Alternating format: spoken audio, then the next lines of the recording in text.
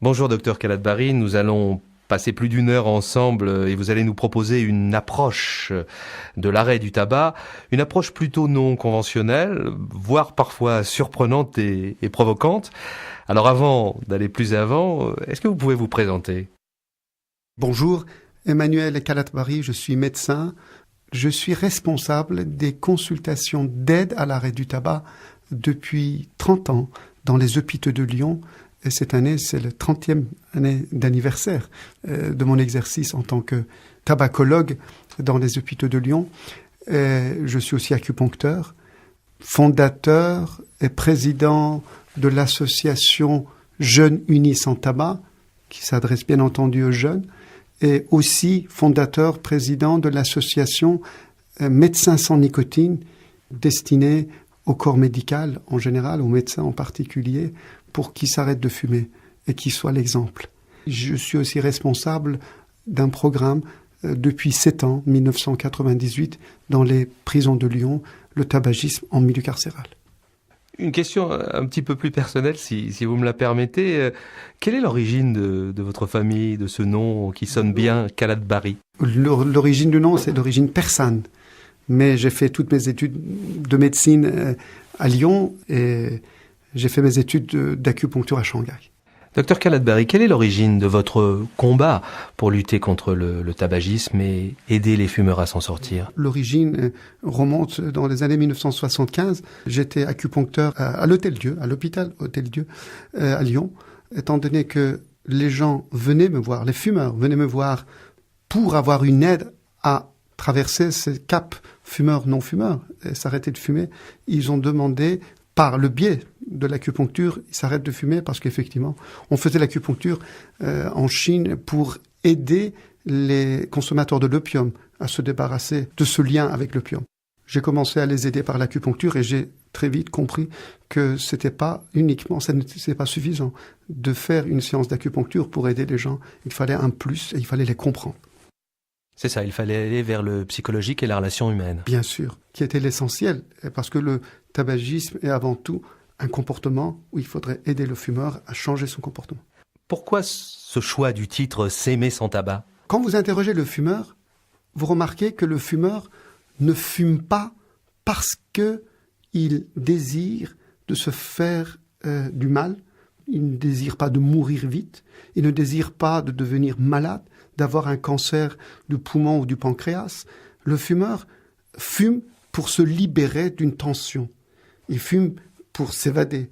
Il fume pour se sentir mieux dans sa peau. Il fume pour être moins stressé. Donc, quelqu'un qui cherche à être moins stressé, à se faire du bien, à se détendre, c'est quelqu'un qui s'aime. Donc, le choix du tabac est un choix qui peut-être n'est pas convenable, mais lui, il croit que c'est convenable. Donc, c'est pour ça, il fume pour se faire du bien. Donc, quelqu'un qui fume pour se faire du bien, c'est qu'il s'aime. Oui, mais vous dites que l'on ne peut pas s'habituer au tabac, que c'est physiquement impossible. Pour comprendre cette phrase, il faut tout simplement chercher quelle est la composition exacte de la fumée du tabac. Parce que le tabac en tant que tel est une plante. Mais ça ne fait mal à personne. Mais lorsque vous mettez le tabac dans une cigarette, et surtout quand vous l'allumez, la combustion de n'importe quelle plante dégage des milliers de substances toxiques, ou ces substances, aussi bien que ce soit le gaz d'échappement, ça veut dire le monoxyde de carbone, que ce soit l'ammoniac, l'acétone, l'acide cyanhydrique, pesticides, herbicides, dioxines, et j'en passe, le corps humain n'a jamais besoin de ces substances, et le corps humain le déteste. Oui, mais enfin, le tabac a sûrement pour le fumeur des avantages qui ne sont pas uniquement nocifs et qui sont liés à un bien-être. Sinon, pourquoi est-ce que je fumerais ? Vous fumerez parce que vous cherchez dans le tabac ce que vous n'avez pas trouvé ailleurs. C'est-à-dire que vous prenez le tabac qui représente pour vous l'image d'un lien extrêmement important et extrêmement fort pour traverser un moment difficile. Mais votre corps déteste 100% les composants que vous absorbez en fumant. Alors je vous donne juste une petite image très simple. Si vous travaillez pendant 40 ans dans une usine chimique et vous absorbez des polluants divers et variés, si vous travaillez dans le bâtiment et vous absorbez des fibres, l'amiante, si vous mangez des boîtes de conserve et vous consommez des conservateurs, votre corps ne devient jamais, jamais, jamais polluant dépendant, l'amiante dépendante ou conservateur dépendant.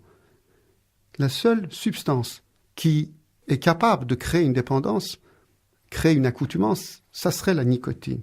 Pour le fumeur, la nicotine sonne comme l'héroïne, morphine, codéine ou l'opium, alors que la nicotine est une substance toxique. Non seulement n'apaise pas, non seulement n'a aucune efficacité sur l'état de détente, la nicotine est une substance toxique, agressive, qui provoque l'anxiété, la nervosité, l'insomnie, des maux de tête, des nausées, malaise, mal-être. Ce produit, cette substance qui est anxiogène, ne peut jamais, jamais, jamais provoquer aucune sensation de bien-être chez aucun être humain, ni l'animal. Le corps ne s'habitue jamais à ces substances toxiques. Malheureusement, le corps absorbe, le corps inhale, le corps lutte, le corps résiste, le corps subit, mais le corps ne devient jamais dépendant et s'habitue jamais à ces substances où il est en train de tolérer, s'adapter, mais en souffrir et en bave tellement il souffre. Docteur Khaled-Bari, quel est le fruit de ces 30 années de pratiques thérapeutiques et de rencontres avec des fumeurs ? Est-ce qu'on peut réellement aujourd'hui parler d'une méthode que vous allez donner ? La méthode consiste d'abord à comprendre le fumeur, comprendre le lien qu'il a établi progressivement avec son tabac et comprendre aussi la réalité du produit que le fumeur dit connaître. Et en réalité, quand on lui explique en détail tout ce qui se passe dans son corps, dans sa tête, et en permanence ce qu'il croit savoir n'est que la manipulation du système médiatico-commercial. Alors justement, qui sont ces fumeurs ? Qu'est-ce qu'on est ? Qui est-on quand on est fumeur ? Et pourquoi fume-t-on ? Le fumeur est un être normal. Il n'est pas malade, il est sympathique, il est gentil, il est doux, il est agréable. Il est comme tous les autres. Il y a des fumeurs qui se mettent facilement en colère. Il y a des fumeurs qui sont très calmes. Il y a des fumeurs qui sont joyeux. Il y a des fumeurs tristes. Le fumeur n'est pas un malade. C'est un être normal. Pourquoi il a commencé à fumer ? Et pourquoi il continue ? Oui, parce que vous allez rechercher les sources du besoin de fumer fort loin, puisque vous remontez quasiment à la naissance. À la naissance, l'enfant qui respire pour affronter ce monde inconnu, et quand il crie, c'est ses poumons qui s'ouvrent. Par le biais de ses poumons, il affronte le stress. Le fumeur, quand il commence à fumer à l'âge de 12, 13, 14, 15 ans, il est dans le même état. Il va affronter ce monde, il est adolescent, et il a un autre niveau pour affronter ce monde adulte. Donc, il va aussi faire appel à ses poumons pour pouvoir faire face à gérer, à se sentir plus à l'aise avec ce monde adulte. Il n'est pas forcément préparé à l'affronter. Autrement dit, quand on est fumeur, on entre dans un processus qui se poursuit dès la petite enfance. Bien sûr, parce qu'on dit que le jeune commence à fumer à l'âge de 11 ans, ou à 12 ans, ou à 15 ans. Bien sûr que non. Réellement, le jeune commence à fumer quand il commence, à l'âge de 2, 3 ans, porter un crayon à ses lèvres pour imiter ses parents, pour imiter l'adulte ou son entourage. C'est là où, quand une petite fille commence à mettre des rouges à lèvres, pour imiter sa maman, ou à mettre les chaussures de sa maman, effectivement, elle est déjà dans sa tête en train de devenir femme. Quand le petit garçon, la petite fille commence à porter un morceau de bois aux lèvres, en imitant l'adulte, il est déjà dans sa tête en train de devenir fumeur. Puisque vous nous avez parlé tout à l'heure de votre action vis-à-vis des jeunes générations, Il y a donc un phénomène social, socio-culturel de l'acte de fumer chez l'adolescent ou chez le préadolescent. Est-ce que vous pouvez nous parler de ça? Oui, le fumeur ne devient pas fumeur parce qu'il est né d'une mère ou d'un père fumeur. Il devient fumeur progressivement. C'est un processus d'apprentissage. Selon le milieu dans lequel il se trouve, le fumeur essaye de s'adapter à ce milieu et pour s'identifier, pour grandir, pour frimer. Et tous ces mécanismes se mettent en place progressivement. C'est un long processus d'apprentissage qui commence, on a dit, vers l'âge de 2 à 3 ans. Et à un moment donné, il se sent à l'aise. Par conséquent, si je veux m'arrêter de fumer, il faut que je revienne en arrière. Il faut que je refasse le fil de retour pour revenir et pour comprendre quel est le processus qui m'a amené à fumer. Donc c'est une prise de conscience, votre méthode. C'est analyser, décortiquer, comprendre, accepter et puis intégrer ces processus qui sont complexes et en même temps très simples, une fois décortiqués. Finalement, fumer est un acte lié à l'affectif, alors? 100% à l'affectif, parce que le corps humain, comme je vous ai dit, déteste les polluants, déteste la nicotine, déteste le gaz d'échappement, ça veut dire le monoxyde de carbone, déteste l'ammoniac, les goudrons, et j'en passe. Le corps humain rejette, même s'il subit, même s'il absorbe, même s'il encaisse, même s'il en bave, mais il ne peut jamais aimer un polluant aussi pourri et aussi inadmissible pour le cerveau et pour les artères et pour les poumons. Donc c'est un acte lié à l'affectif et lié au psychisme. C'est un comportement qui progressivement devient un conditionnement, on l'a dit, répétitif, un réflexe, un automatisme. Mais avant tout, c'est un comportement lié à l'affectif. Essayons de comprendre le cheminement du fumeur. Quand un jeune adolescent commence à fumer, il fume pas parce que son corps réclame le tabac.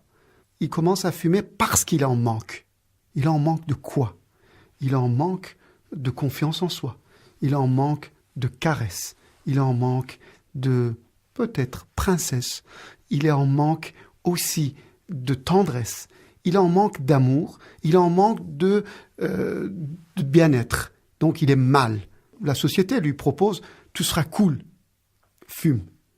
Donc, il commence à rentrer dans le tabagisme, à fumer progressivement pour grandir vite, pour s'affirmer, pour avoir un peu de tendresse, un peu de caresse, un peu d'amour. Donc, voyez bien que nous sommes que dans l'affectif. Progressivement, il commence à toucher au tabac. La première cigarette est dégoûtante. Ça tousse, ça crache, et il n'est pas bon. Il persévère dans cette violence pour pouvoir grandir, pour s'affirmer, pour s'intégrer. Et progressivement, s'installe un mécanisme d'apprentissage qui est un conditionnement. Il rentre dans un rituel. Ce conditionnement répétitif devient carrément, le transforme en une espèce de robot automate. Et lui, dans sa tête, il continue à fumer pour se faire plaisir, pour ne pas être en manque. Et quand il s'arrête de fumer, il a toujours la trouille dans sa tête d'être encore en manque. En manque de quoi? En manque de produits qui lui faisaient du bien. Mais en réalité, il oublie quelle est l'origine de ce produit et quelle est l'origine de ces manques. Alors là, vous parlez des adolescents, mais si on revient à celui, moi, vous, quelqu'un d'autre, qui fume à 40 ans, à 50 ans, à 60 ans, il faut se poser la question de son manque affectif. Pourquoi est-ce que je fume? Oui, mais le fumeur, quand il est devenu progressivement un robot automate et conditionné, il oublie l'origine de son commencement. Il oublie parce qu'il est inconditionné, il est dans un rituel tellement intense et fort et qui croit effectivement que son corps va réclamer. Souvent les fumeurs vous disent ça fait 30 ans que je fume, mon corps réclame le tabac. Attendez, réclame quoi? Réclame pas le gaz d'échappement, réclame pas l'ammoniac, l'acétone, l'acide cyanhydrique, il réclame la nicotine. Alors, qu'est-ce que la nicotine? Demandez à un fumeur, qu'est-ce que la nicotine? Je ne sais pas. Il va répondre, je ne sais pas, c'est la drogue. C'est la drogue qui me fait du bien. Alors, monsieur, quels sont les effets de la nicotine sur le corps humain, sur le cerveau humain. Et qu'est-ce que la nicotine vous apporte? Immédiatement, il dit, je ne sais pas, ça doit vous faire, ça me manque, et elle va me faire du bien. Non, monsieur, si je vous injecte la nicotine, vous allez voir effectivement l'effet anxiogène, malaise, maux de tête, anxiété, nervosité, d'insomnie, et j'en passe. C'est comme la pause café. La pause café, c'est un temps de relax, de détente et d'apaisement. Mais comment est-ce possible que celui qui fait 10 pauses caféine puisse être relaxé? Celui qui fait 20 pauses nicotine ne peut jamais être relaxé. Sinon, ça serait formidable. Pourquoi? Celui qui fume 40 cigarettes, 40 pauses de 6 minutes. Une cigarette, on la fume en 6 minutes. 40 pauses de 6 minutes de relaxation dans une journée. Vous vous rendez compte? Il faudrait que le fumeur soit dans un état de béatitude, de calme, en permanence. Donc je suis fumeur, je suis en plein dans un nœud de contradiction. Tellement en contradiction que vous ne vous rendez même pas compte que ce que vous dites et ce que vous ressentez ne correspond en rien dans une réelle mécanisme physiologique de votre cerveau et de votre corps. Le fumeur qui fume et qui se met en colère, qu'il est mal à l'aise, qu'il est mal dans sa peau, qu'il dort pas, qu'il associe la nicotine et la caféine, deux agresseurs qui le mettent dans un état d'irritabilité, de nervosité et d'excitabilité, d'angoisse, il dit « je fume pour me faire du bien, pour m'apaiser ». Moi, je me dis, il faudrait tout simplement lui apprendre à réfléchir et à prendre du recul avec ces contradictions. Oui, mais enfin, si on revient à la méthode, s'il y a vraiment une méthode, que faire avec son manque et son désir et avec ce nœud de contradiction? D'abord, comprendre que si je cherche la tendresse, la caresse, la princesse, c'est que je suis en manque de cette affection, d'accord, de l'amour. Vous voyez, lorsque le fumeur prend sa cigarette, le met au niveau des lèvres, il ne se passe rien. Il faut l'allumer. Quand il l'allume, il ne se passe rien. Pour qu'il puisse fumer, il faudrait qu'il aspire. Donc il aspire quoi? Il aspire d'abord de l'air, parce que s'il n'y a pas d'air, il ne peut pas fumer. Vous avez déjà essayé de fumer sous l'eau? Donc l'air traverse la cigarette, cet air se charge en polluants agressifs et dégoûtants, et le fumeur le met dans son corps pour se faire du bien, pour s'apaiser, pour se sentir à l'aise. En réalité, puisque cet air super pollué et chargé en agression est rentré dans son corps, cette fumée devient un produit vivant. Il est intimement entré dans le corps de l'autre. Il a une âme. Donc, le fumeur lui offre cette vie. Donc, le fumeur humanise ce produit. Le tabac devient humain. Le tabac n'est pas un produit quelconque. Vous voyez bien, je porte ma cravate. D'accord? Jamais j'imagine que ma cravate égale ma copine. Alors que pour le fumeur, la fumée devient progressivement un être, un compagnon, un vivant avec qui partage toute la journée ces moments faciles et ces moments difficiles. Donc, vous voyez que le fumeur, progressivement, il a tellement humanisé cette fumée que cet ami, cette copine, cette maîtresse, c'est la maîtresse la plus merveilleuse du monde. Pourquoi? Parce que c'est la maîtresse qui ne râle pas, qui ne rouspète pas, qui n'embête personne. Elle est toujours présente. Elle ne critique jamais le fumeur. Elle dit oui, elle est toujours d'accord et elle se tait quand on lui dit tais-toi. Et elle est toujours présente quand on la demande. Justement, docteur, comment faire C'est pour se merveilleux séparer d'avoir d'une une bonne copine. maîtresse, d'une bonne compagne, d'un bon compagnon, parce qu'on peut prendre conscience. D'accord, j'accepte, je prends conscience des méfaits du tabac, mais c'est pas suffisant, faut passer à l'acte derrière. Tout à fait. L'originalité de cette relation affective qui est vraiment originale. Pourquoi? Parce que cette relation magique que le fumeur a créée avec sa préférée, sa fumée, lui colle tellement, c'est comme si c'était sa deuxième peau. D'ailleurs, le fumeur vous dit, c'est une partie de moi. Vous vous rendez compte que je dois me séparer d'une partie de moi-même. Ça veut dire qu'elle se sent encore beaucoup plus liée à cette fumée que n'importe quelle autre copine ou amie. Première leçon, ou la première réflexion plutôt, que le fumeur doit analyser, doit décortiquer, c'est d'arrêter, d'humaniser un produit, une substance qui a pris cette place dans sa tête.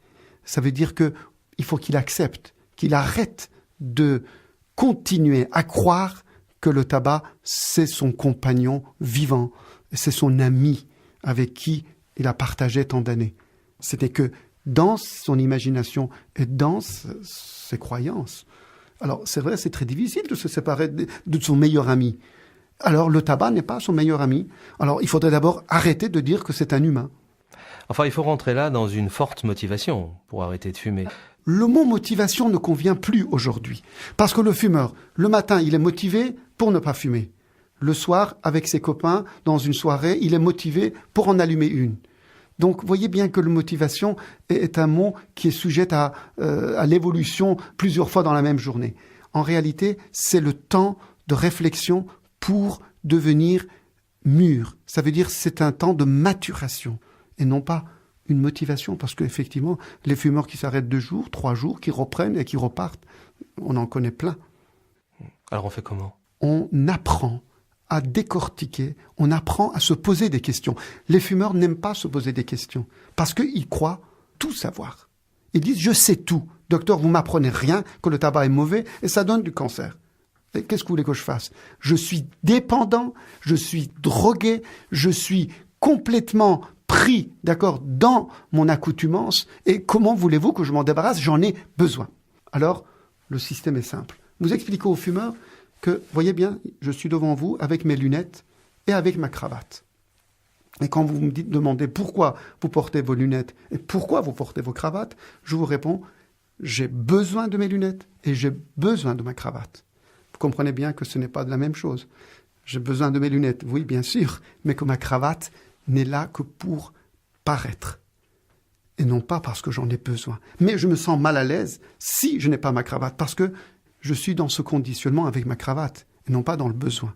Le fumeur confond le besoin et le paraître, l'affectif et le produit. Donc il est tellement dans l'affectif qu'il oublie carrément qu'il a besoin de prendre du recul nécessaire pour distinguer ces deux choses. Oui, finalement, docteur, vous êtes en train de me dire que si je m'arrête de fumer, je ne peux pas négocier avec le tabac. Ce n'est pas possible. Est-ce que vous arrivez à négocier avec un aliment pourri? Est-ce que vous dites dans mon frigo j'ai un aliment pourri? Est-ce que je vais voir? Est-ce que je vais en manger 20% de cet aliment pourri ou 10%? Une pourriture n'est pas négociable. Vous avez des chaussettes pourries, usées, déchirées, qui puent? C'est clair, n'est-ce pas? Qu'est-ce que vous faites avec la dépendance? Parce qu'on a sur le marché maintenant un certain nombre de produits que je ne vais pas citer, mais qui, paraît-il, peuvent vous aider à l'indépendance. Si le fumeur est réellement dépendant d'un produit, ça se saurait. Le fumeur n'est jamais dépendant d'aucune substance. Qui sont ces substances polluantes dans le tabac? Il n'y a pas de dépendance physique, chimique. Dès que vous prononcez le mot dépendance, le fumeur croit qu'effectivement son corps en a besoin. Alors qu'il s'agit d'un lien affectif, sentimental, il n'y a pas de dépendance physique, chimique, biologique à une substance qui est pourriture du système commercial. Vous avez sur le marché l'industrie de la nicotine qui met ses produits très lucratifs pour, soi-disant, aider le fumeur. Selon les études américaines, ces produits ont 93% d'échecs, c'est-à-dire 7% de réussite. C'est ridicule, tellement ridicule qu'on se demande comment est-ce possible de faire la publicité encore aujourd'hui pour des produits pareils, en plus que ce sont des produits toxiques qui n'apportent aucun apaisement aux fumeurs. Ce sont des placebos. Pire que des placebos, parce que des placebos sont des produits non nocifs. La nicotine est un produit toxique et agressif et anxiogène. Et pourtant, quand on essaye ou quand on s'arrête de fumer, il y a des conséquences physiques, physiologiques, des tremblements, des frissons, de la mauvaise humeur. C'est tangible, ça, quand même. Bien sûr. Ce sont des réactions physiologiques normales de l'absence de l'autre.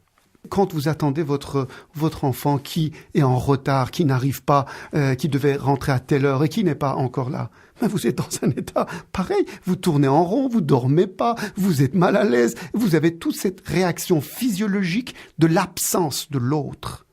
et non pas que votre corps chimiquement réclame. Alors, imaginons qu'un fumeur, d'accord, qui ait toutes ces réactions-là, on va lui injecter une dose de nicotine forte. Et on va voir si ces réactions d'insomnie, de malaise et de manque, entre guillemets, va disparaître. Alors, on va lui donner un gaz d'échappement de sa voiture directement avec un masque. On va voir si on lui donne des boulettes de goudron, il va être bien.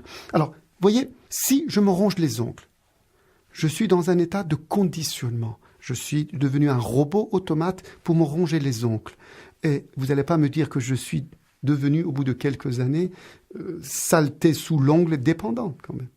Vous n'allez pas me dire que je suis devenu kératine dépendante. Et alors, pour me débarrasser de ce réflexe automate, il faudrait que je me colle des patchs à la kératine. On va dire la trouille de s'arrêter. Oui, la trouille de s'arrêter de fumer pour le fumeur, c'est l'obstacle majeur de passage à l'action. De quoi le fumeur a peur pour passer de la théorie à la pratique? En résumé de cinq choses, je vais vous les résumer rapidement. Il a peur d'abord de ne pas réussir. Parce qu'il dit, effectivement, j'ai vu un tel qui a arrêté, il a repris, et puis moi-même j'ai essayé une fois et j'ai repris. Donc la trouille de ne pas réussir, donc c'est pas la peine, je n'arriverai jamais, je n'ai pas de volonté, et je n'ai qu'à continuer, on verra bien plus tard. Alors que le fumeur, il sait, nous le savons aussi, les statistiques nous prouvent, les tentatives multiples l'aident à gagner et à s'arrêter définitivement. Donc, la trouille de ne pas pouvoir réussir et d'avoir la crainte de ne pas réussir, n'est pas justifié. Deuxième trouille, c'est de son état nerveux. Il a peur d'être énervé, d'être irascible, d'être insupportable pour son entourage. Alors que il oublie carrément que quand il fume 20 cigarettes par jour, il n'est jamais calme. Et quand il fume 40, il est encore pire. Donc, il est toujours dans l'état en disant « je sais que je vais devenir irascible ».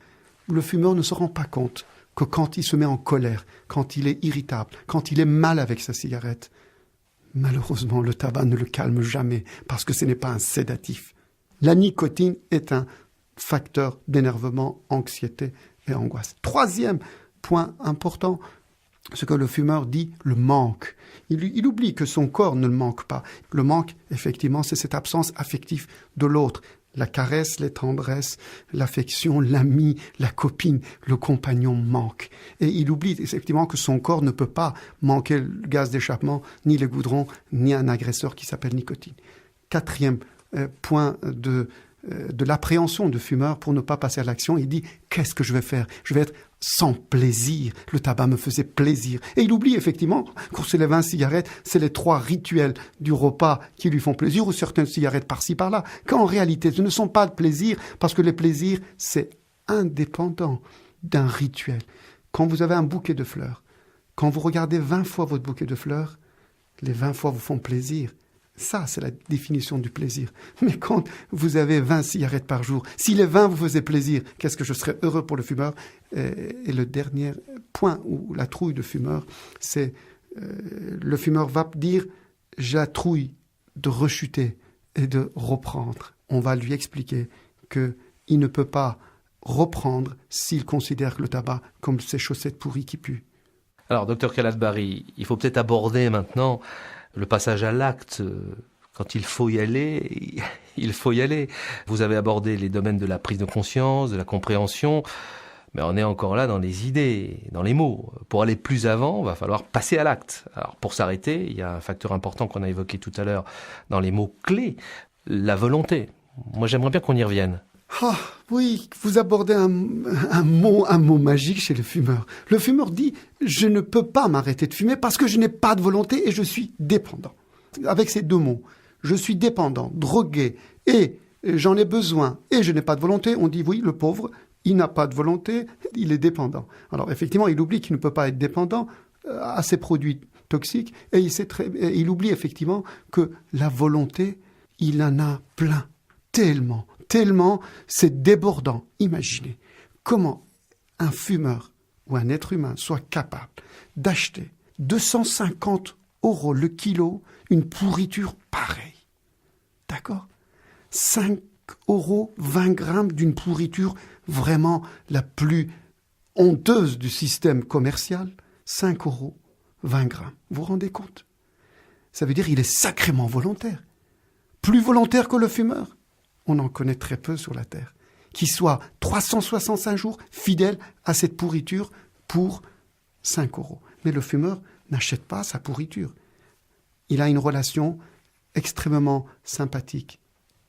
Une relation douce, gentille, pleine de tendresse, de caresses, avec cette fumée qui lui fait du bien. Et nous, on va lui dire que c'est une pourriture. Vous voyez que ça colle pas. Le fumeur se sent mal à l'aise quand on compare le tabac avec une pourriture.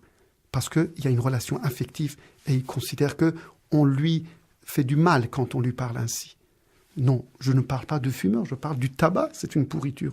Mais le fumeur, il est merveilleux parce qu'il est capable. Et il a une volonté farouche de faire aussi s'investir à son bien-être, ça veut dire de s'aimer, tout simplement, au lieu d'aimer le business du système. Alors, pour arriver à la réalisation de ce désir qu'on peut avoir de s'arrêter de fumer, par quel stade est-ce qu'il faut passer? Comment est-ce qu'il faut s'arranger avec soi-même? Une fois qu'on a accepté de ne plus humaniser le tabac, on peut effectivement accepter qu'on se débarrasse. On décide de ne plus se faire violence. Si on considère que le gaz d'échappement, la nicotine sont des vrais produits qui nous font vraiment violence et qui nous mettent dans un état de malaise et de mal-être, je décide de ne plus le considérer comme un humain. Première étape. Deuxièmement, il faudrait que le fumeur accepte qu'il fait un choix de se débarrasser d'un produit qui est un produit qui lui a toujours apporté une violence et non pas une caresse, et que se débarrasser de ce produit n'engendre aucune privation, ni frustration, ni moindre mal de se débarrasser le corps. D'ailleurs, le fumeur, quand il s'arrête, il le sait bien, que quand il s'arrête, il retrouve ses repères de bien-être, il oublie, parce qu'il est tellement dans la trouille, il oublie que quand il s'arrête de fumer, et il est bien, aussi bien physiquement que psychiquement. Alors, vous savez très bien que quand vous arrêtez de fumer, 48 heures après, je dis bien 48 heures après, il n'y a plus de traces de nicotine dans le sang, ni de monoxyde de carbone, ça veut dire le gaz d'échappement dans votre corps. Ça veut dire que le corps se débarrasse très rapidement de ces deux produits pourris, très facilement. Les autres produits mettront quelques semaines à quelques mois, mettons des années à disparaître. Mais la régénérescence repart très vite. C'est comme une fracture où l'os est cassé et 45 jours après, l'os se reconsolide. Il y a une capacité extraordinaire de l'être humain à récupérer, à repartir. Docteur Khaled-Bari, sur toutes ces peurs, il y a aussi un frein essentiel qui est la peur de la prise de poids. Parmi la trouille qui empêche le fumeur de passer à l'action, c'est la prise de poids.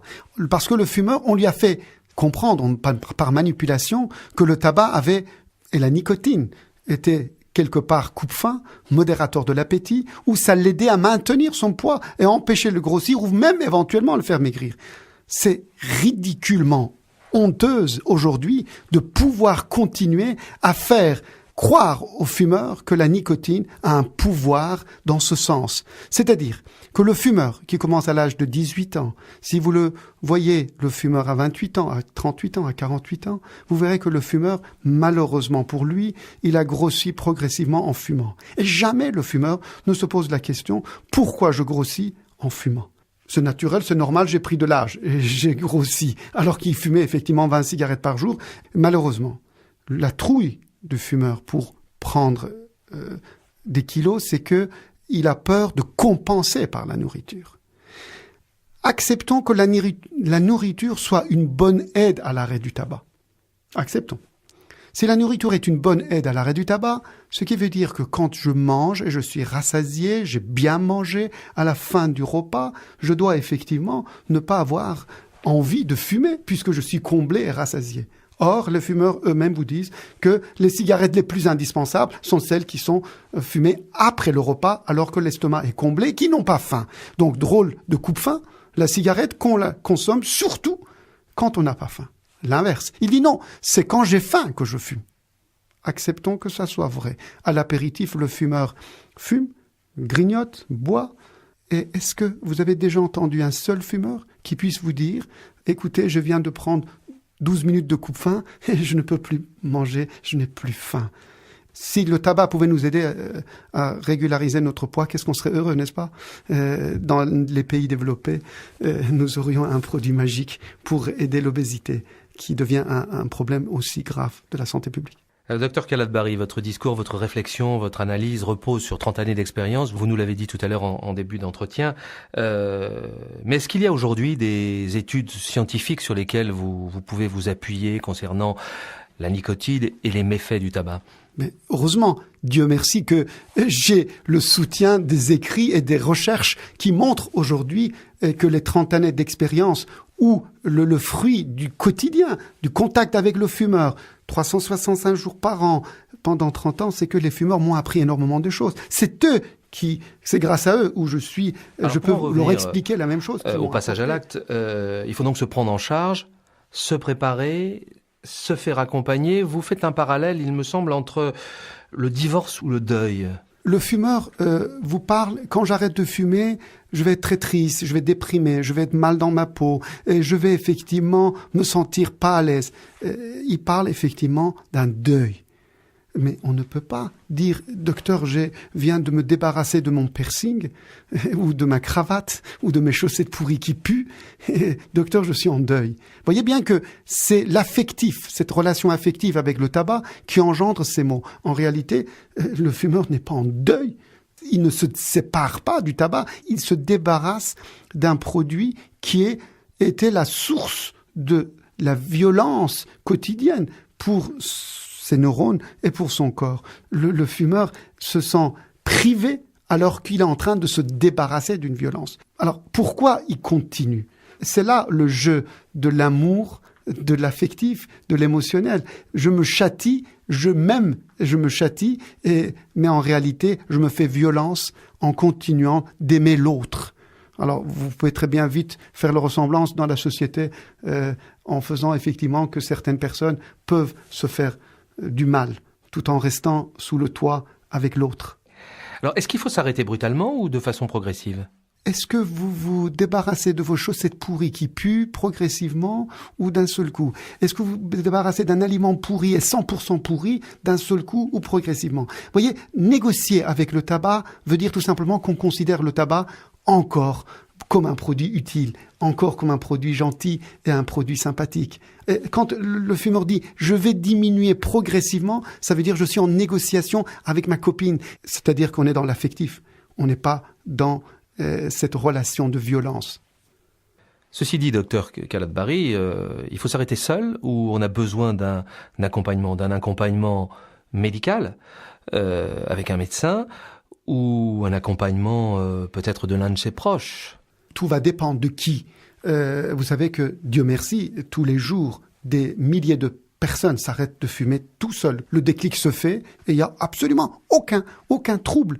Mais les autres, il y a des êtres, des fumeurs qui ont besoin qu'on leur explique, qu'on leur développe ce mécanisme de lien affectif, ce mécanisme de contradiction, de paradoxe, qu'on leur explique qu'effectivement, ils ne peuvent pas devenir polluants dépendants et ils doivent bénéficier d'une approche médicalisée, à condition que ça soit cohérent et non pas une approche gadgetothérapie ou toxicothérapie. Vous avez dans votre processus, plutôt peut-être que de méthode pour s'arrêter de fumer, vous avez 10 conseils, 10 lois pour réussir. On peut peut-être les aborder.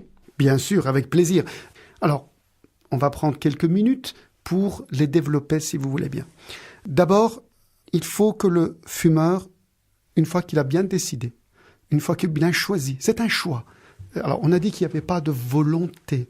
La volonté, il l'avait, puisqu'il, tous les jours, il achète son produit. Donc, il a la volonté. Mais il fait un choix. Alors, aujourd'hui, est-ce que je vais mettre ma cravate ou je ne vais pas mettre ma cravate? Ou est-ce que je vais aujourd'hui choisir de me faire violence ou je préfère de ne pas me faire violence? Est-ce que je préfère de m'aimer sans ou je vais continuer à m'aimer avec violence? Alors, vous voyez, c'est pour ça que on peut s'aimer sans tabac.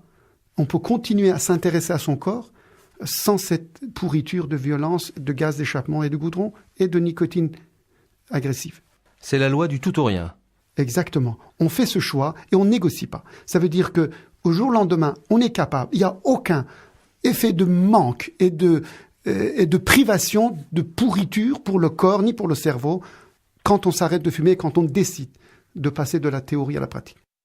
Alors après, il y a la loi que vous appelez de relaxation liée à un mode de vie à adopter. Tout à fait. C'est-à-dire que, vous le savez, et le fumeur le sait encore mieux que nous, que en permanence, il a dans cette relation un certain nombre de rituels associatifs, une association entre les autres excitants pour se faire du bien. Il fait pause caféine, pause nicotine, pause alcool pour se détendre. C'est extraordinaire qu'on puisse, café-clope, puisse effectivement l'aider à être détendu. Et le soir, il prend effectivement des tranquillisants, des somnifères et des antidépresseurs. Vous le savez, j'ouvre une parenthèse, que les fumeurs sont ceux qui consomment le plus de tranquillisants, plus de somnifères et plus d'antidépresseurs. Pourquoi ? Parce que toute la journée, ils sont consommateurs de la nicotine qui ne détend jamais, qui n'apaise pas, qui agresse et qui est anxiogène. Donc, quand vous décidez de vous arrêter de fumer, il faut arrêter en même temps tout produit qui était source de ce lien répétitif et de cette association de rituels associatifs.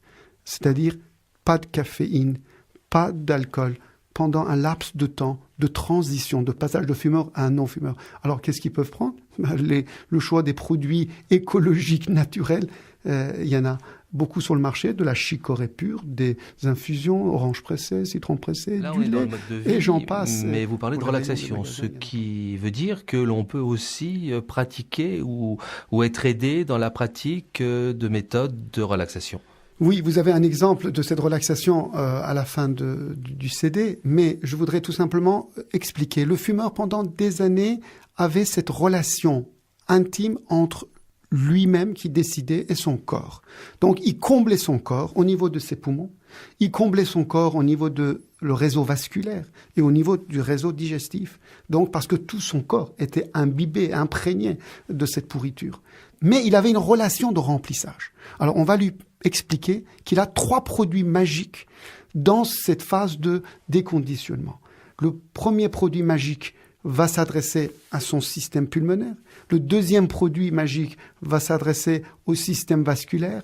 Et troisième produit magique à son système digestif. C'est-à-dire, il va avoir 3 produits par lesquels il va combler son corps. Il va aider son corps à éliminer, à nettoyer, à vidanger ces produits qui ont été bien imprégnés. Et ces mêmes 3 produits vont l'aider à repartir, c'est-à-dire à réparer son corps. Le premier produit s'appelle air. Je vous ai dit tout à l'heure que le fumeur était consommateur d'air 20 fois par jour et 10 bouffées par sa cigarette.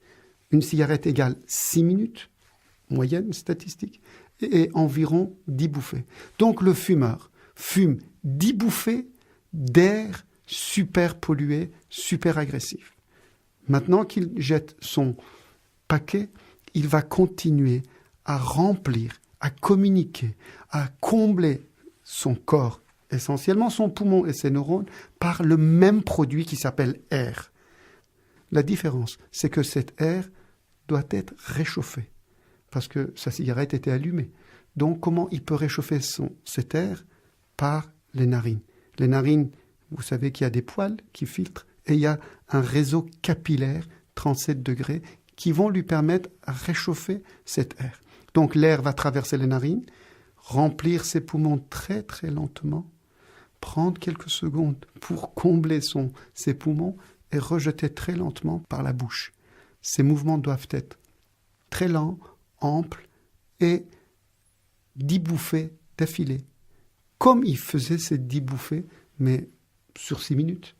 Alors l'air comble ses poumons, l'air lui permet d'éliminer, nettoyer, et l'air répare. Répare quoi ? Ça apporte l'oxygène à tous ces tissus et surtout aux neurones qui détestent la nicotine. Et l'air qui déteste aussi le monoxyde de carbone, le gaz d'échappement. L'air comble ses poumons. L'air permet d'apporter son bien-être au cerveau et en même temps, instantanément, ça apporte une sensation de bien-être. Alors, à condition de ne pas faire avec du bruit ni en faisant des mouvements je dirais très rapide, parce qu'on ne fume jamais.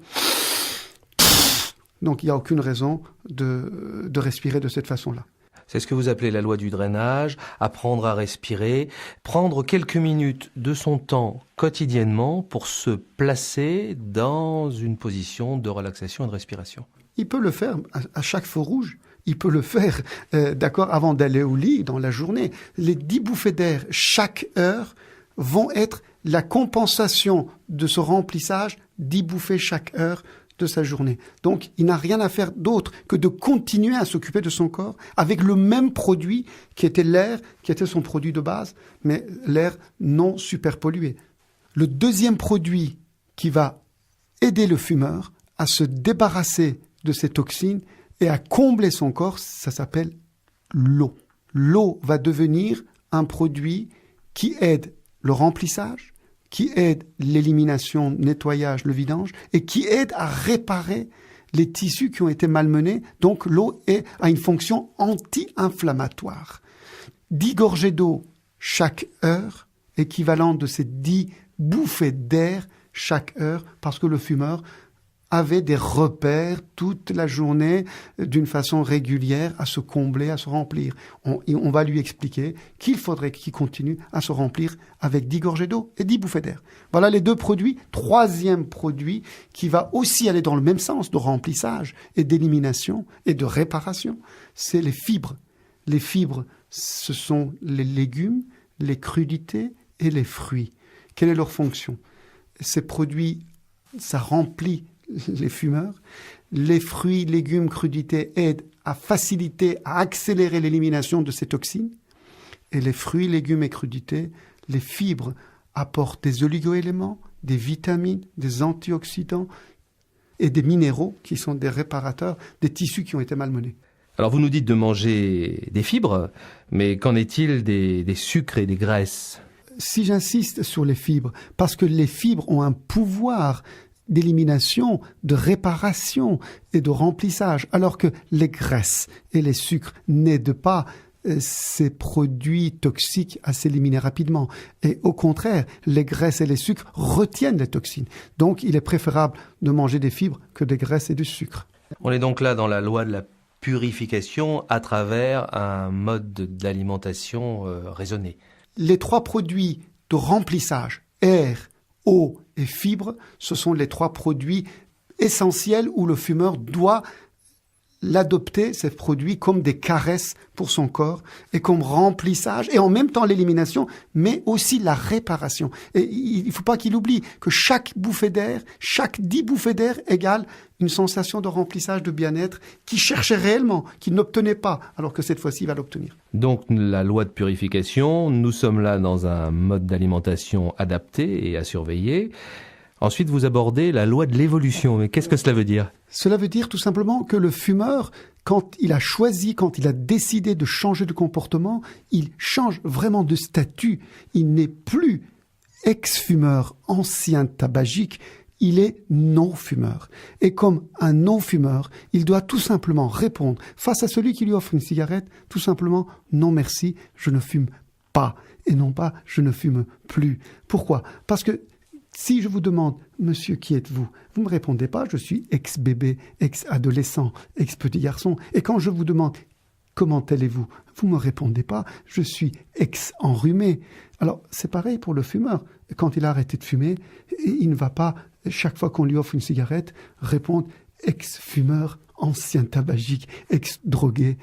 Alors, il y a ensuite ce que vous appelez la loi du déconditionnement. Oui, parce que nous avons dit que le fumeur était en dehors de son lien affectif avec le tabac, il était dans ce conditionnement répétitif. Il a un vrai réflexe automate, conditionné. Donc, il a tous les jours son paquet dans sa poche et plutôt aussi au niveau de son cœur, vous savez, dans sa petite poche à côté de son cœur parce que c'est son bien-aimé.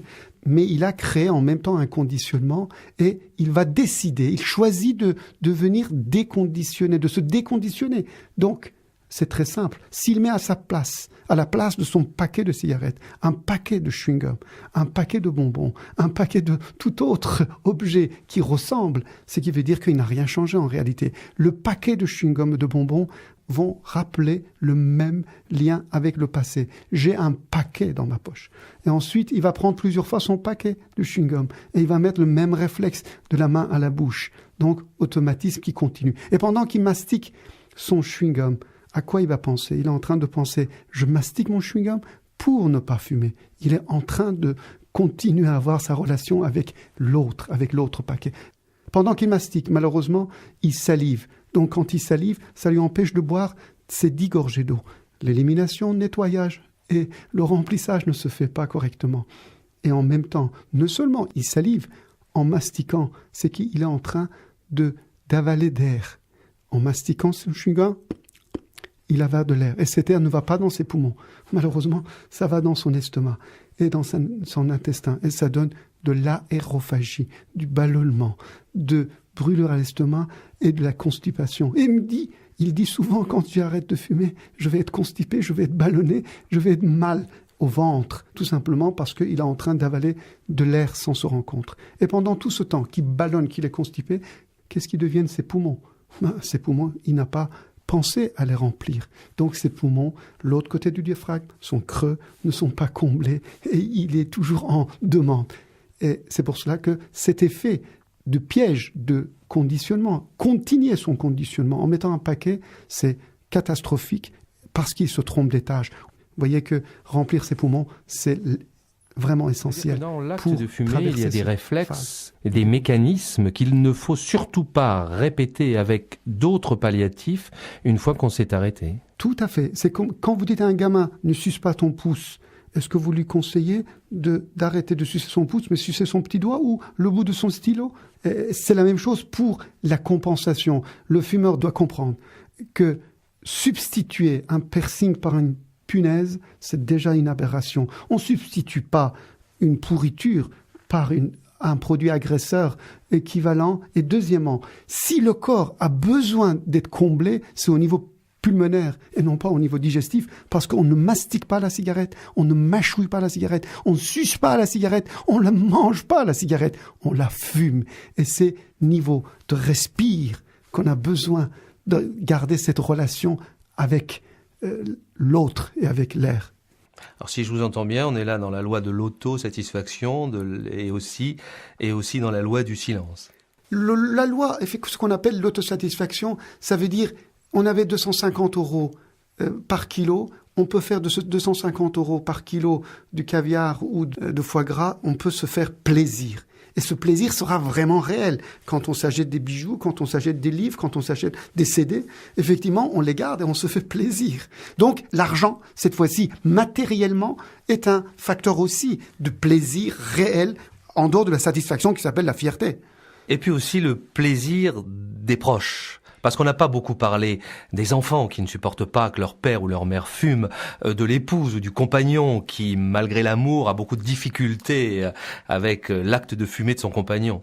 Bien sûr que ça fait partie aussi de la fierté et de dire que je me fais plaisir et je fais plaisir à tout le monde qui m'entoure.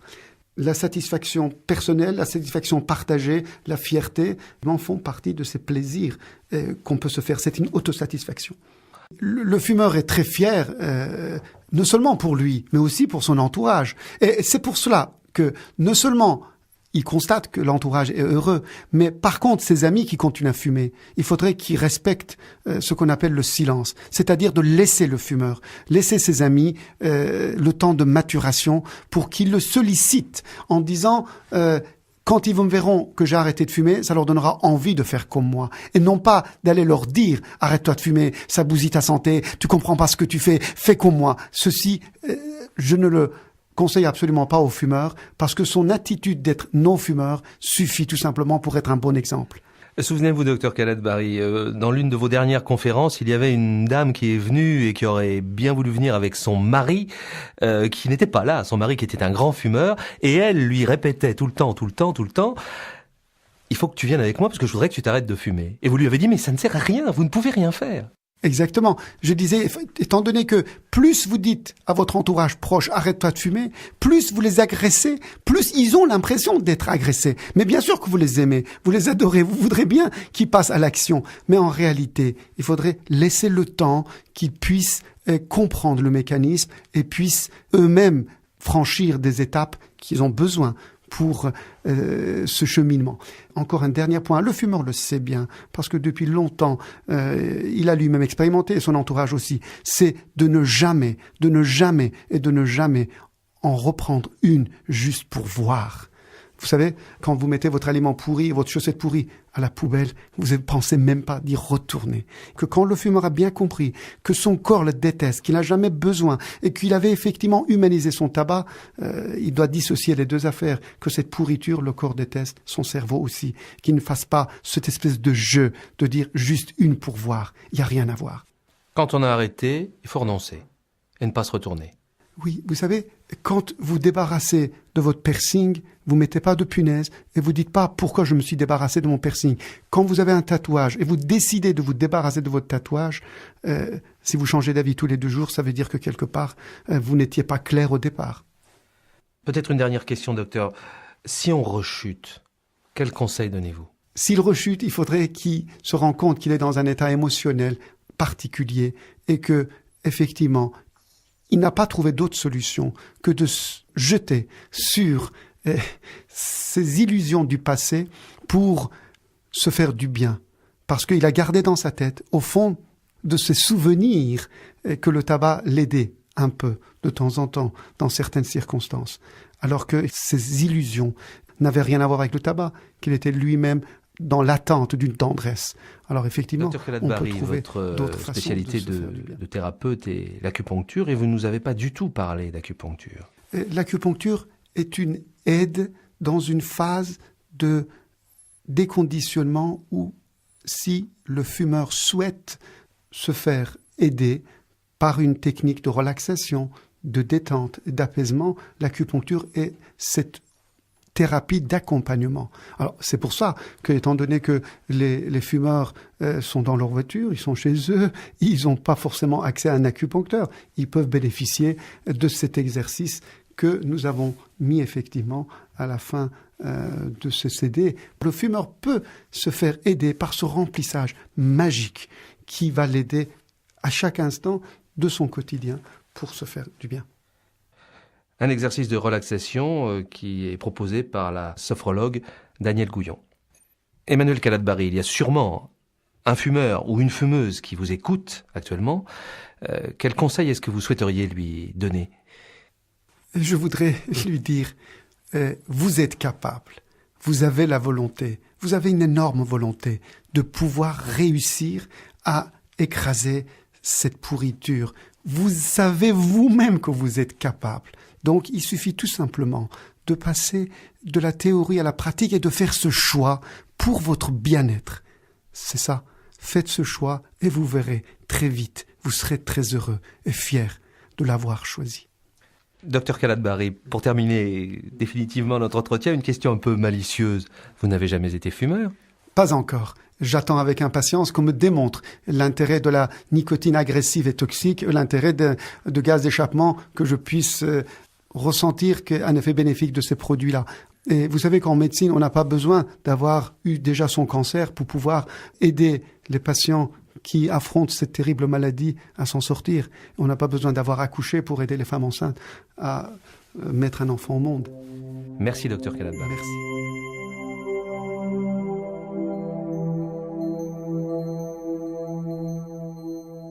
Pour mieux vous accompagner dans votre choix d'arrêter de fumer, de vous déconditionner, et afin que ce déconditionnement puisse prendre la place de ce rituel de remplissage répétitif, nous vous proposons un exercice de relaxation et de respiration que vous pourrez utiliser chaque fois que le désir d'une cigarette se fera sentir, un stress ou tout simplement le plaisir.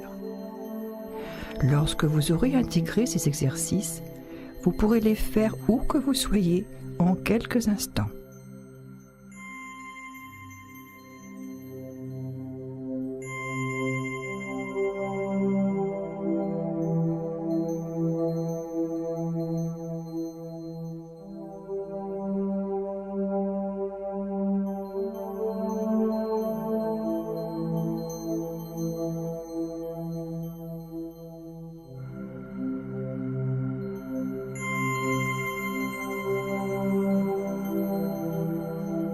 Installez-vous confortablement dans un endroit calme en vous assurant que rien ne viendra vous déranger.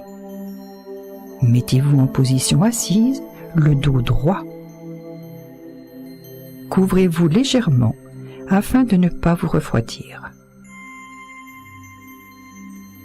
Fermez les yeux. Détendez globalement tout le corps.